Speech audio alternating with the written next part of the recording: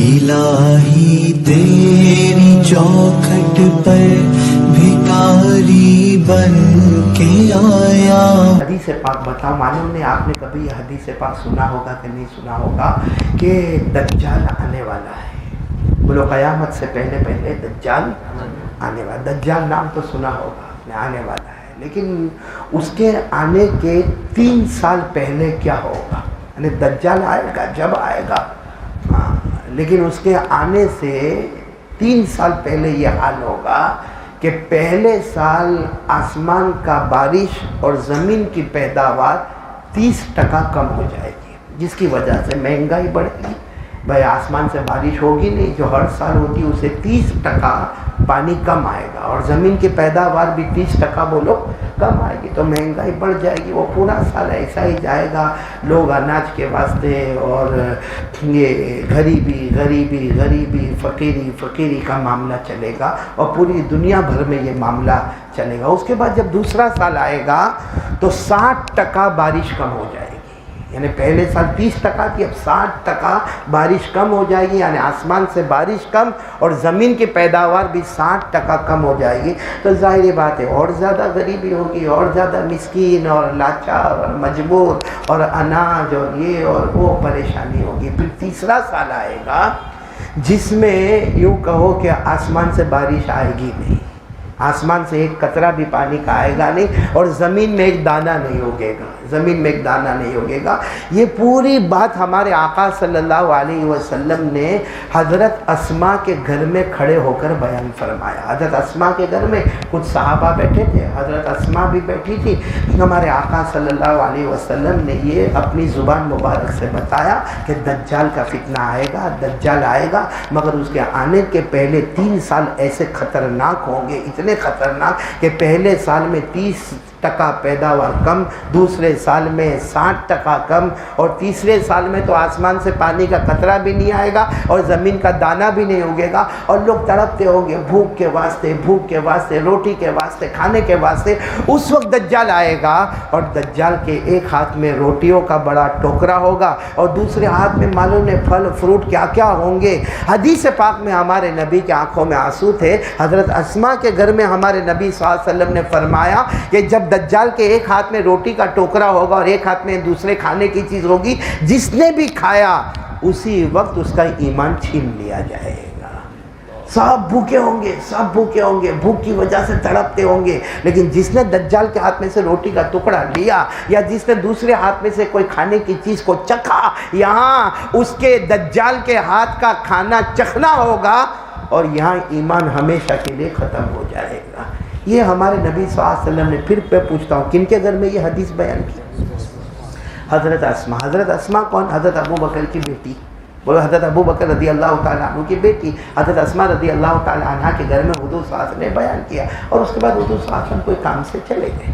اچھا حضور صلی اللہ علیہ وسلم چلے گئے، تھوڑی دیر کے بعد اللہ کے رسول صلی اللہ علیہ وسلم آئے اور حضرت اسماء کے گھر کے دروازے کو پکڑا تو دیکھا کہ رونے کی آواز آ رہی ہے، اور سارا جو مجمع وہاں بیٹھا تھا حضرت اسماء کے گھر میں سب رو رہے ہیں. تو اللہ کے رسول صلی اللہ علیہ وسلم نے حضرت اسماء کو کہا یہ کیا معاملہ، یہ سب رو کیوں رہے ہیں؟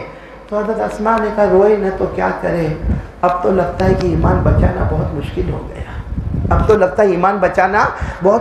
گیا. کیونکہ آپ نے فرمایا کہ 3 سال ایسے جائیں گے، لوگ بھوک کے واسطے تڑپتے ہوں گے، پیاس میں تڑپتے ہوں گے، کھانا پینا کچھ نہیں ہوگا، اور دجال ایک ہاتھ میں روٹی کا ٹوکرا لے کر آئے گا، ایک ہاتھ میں کھانا لے کر آئے گا، اور جو کھائے گا اس کا ایمان چلا جائے گا. تو حضرت اسماء نے جب یہ کہا، اور حضرت اسماء نے ایک جملہ اور کہا، ہم سے 2-3 دن کی بھوک برداشت نہیں ہوتی. وہ تو حضرت اسماء نے فرمایا 2-3 دن کی بھوک برداشت نہیں ہوتی، ہم تو کہیں گے روزے کی بھوک برداشت نہیں ہوتی. حالانکہ ہم نے سحری میں کتنا کھایا ہوگا، کتنی جگہ تو کڑی کھچڑی بنی ہوگی.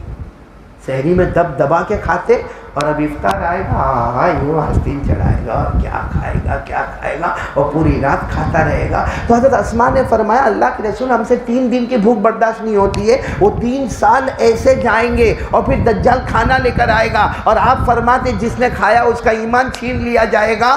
تو حضرت اسماء کہتی ہے اللہ کے رسول ہم سے وہ بھوک برداشت نہیں ہوگی، کیا کریں؟ اللہ کے رسول نے فرمایا، سنو کتنے پیار سے فرمایا، اگر اس وقت میں رہوں گا میں میری امت کی حفاظت کر لوں گا. لیکن ہمیں معلوم ہے اللہ کے رسول صلی اللہ علیہ وسلم اللہ کو پیارے ہو گئے. ہاں اپنی قبر مبارک میں زندہ ہے لیکن اپنے یہ دنیا سے آپ پردہ فرما گئے. لیکن پھر ہمارے نبی نے فرمایا اگر میں رہوں گا تو تمہاری حفاظت کروں گا اور اگر میں نہیں رہوں گا تو اللہ حفاظت تو کرنے والے ایمان والوں کی. لیکن حضرت اسماء نے فرمایا اللہ تو بے شک حفاظت کرنے والے لیکن یہ بھوک لگے گی تو کیا کرے, دجال کے ہاتھ میں گرم گرم روٹی ہوگی کیا کرے. اب سننا کتنا پیارا جواب. ہمارے آقا صلی اللہ علیہ وسلم نے فرمایا جو ایمان والے ہوں گے, بولو نمبر 1 جو ایمان والے ہوں گے, کلمہ پڑھنے والا مرد ہوگا یا کلمہ پڑھنے والی عورت ہوگی, اور ساتھ میں ذاکرین اور ذاکرات ہوں گے, یعنی ذکر کرنے والے ہوں گے اور ذکر کرنے والیاں ہوگی, ان کو دجال کے کھانے کی طرف توجہ ہی نہیں جائے گی. بولو سبحان اللہ. ان کو دجال کے کھانے کی طرف وہ بڑے روٹی کا ٹوکرا لے کر آئے گا, کھانا لے کر آئے گا. ہمارے نبی نے فرمایا کیوں؟ اس لیے کہ یہ جو ذکر کرنے والے ہوں گے وہ ایسے وقت میں ایک بار کہیں گے سبحان اللہ, جنت کا کھانا ان کے پیٹ میں آ جائے گا. یہ کہیں گے الحمدللہ تو جنت کا پینا ان کے پیٹ میں آ جائے گا. یہ کہہ دیں گے اللہ اکبر تو جنت کی بہت سارے پھل فروٹ ان کے پیٹ میں آ جائیں گے. یہ کہہ دیں گے لا الہ الا اللہ اللہ اکبر تو اللہ ان کو جنت بتانا اور جنت کے پیغام دینا شروع کر دے گا. یعنی ہمارے آقا صلی اللہ علیہ وسلم نے فرمایا کہ جو فرشتوں کی خوراک ہے, یعنی فرشتے کھاتے نہیں پیتے نہیں, فرشتے یا تو سبحان اللہ یا الحمدللہ یا اللہ اکبر یا لا الہ الا اللہ. ہمارے نبی فرماتے میرا امتی کلمہ پڑھنے والا مرد یا میرا امتی کلمہ پڑھنے والی عورت ایمان کو باقی رکھے اور ذکر کرنے والے رہے, ذکر کرنے والیاں رہے, تو قیامت میں دجال ان کے قریب بھی نہیں آئے گا, اور نہ ان کو ان کے کھانے کی فکر ہوگی نہ دجال کے پینے کی فکر ہوگی. کیونکہ جب زمین کے کھانے کو کون دیکھے جب جنت کا کھانا اس کے پیٹ میں اتر رہا ہوگا, جنت کا ٹھنڈا پانی اس کے پیٹ میں آتا ہوگا. لیکن یہ کس کے لیے ہوگا؟ ایمان والا. اور ذکر والا کس کو کہتے ہیں؟ ذکر والا کس کو کہتے ہیں؟ ہم لوگ ہیں ذکر والے, ایمان والے تو ہے, ایک کنڈیشن تو ہے, بولو لا الہ الا اللہ محمد رسول اللہ.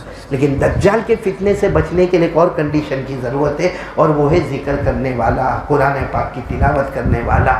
کون ہے ہم میں سے ذکر کرنے والا کون ہے؟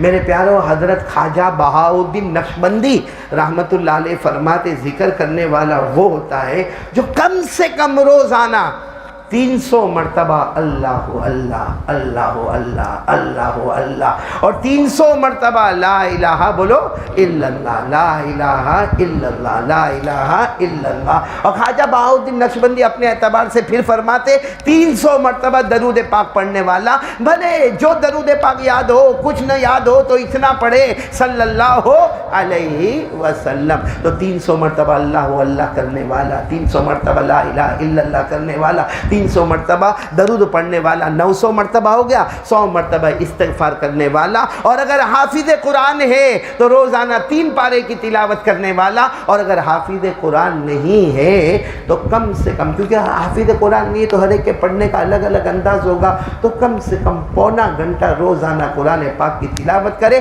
خواجہ بہاؤالدین نقشبندی فرماتے میرے اللہ کی قسم اس کا شمار ذکر کرنے والوں میں ہو جائے گا. تو کون کون تیار ہے بھائی؟ اب تک نہیں کہ آپ کریں گے انشاءاللہ, کل سے شروع کریں.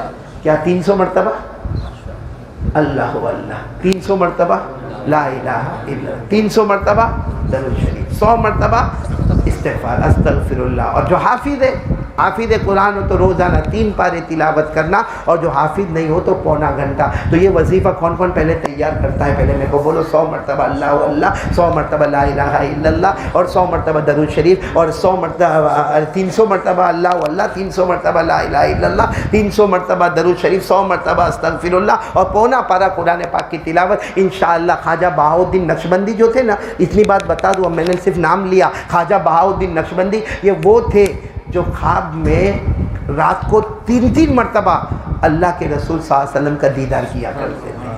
تو ظاہری بات ہے وہیں سے پوچھ کے بتایا ہوگا ہم کو. تو اگر ذکر کرنے والا بندہ بننا ہے, ذکر کرنے والی بندی بننا ہے, تو یہ سب چیزوں کا اہتمام ابھی سے شروع کریں گے. بولو کریں گے انشاءاللہ. تو قیامت میں جب دجال آئے گا ہم کو کوئی فکر بھی نہیں ہوگی, وہ اپنا آئے گا, جس کو کھلانا ہوگا کھلائے گا, جس کو پلانا ہوگا پلائے گا. کلمہ والا اور ذکر والا کہے گا اے دجال کمینہ تو فتنہ ہے, اور تو دنیا کی روزی کھلاتا ہے, ہم جنت کی روزی کھا رہے ہیں. تو تو بھائی سب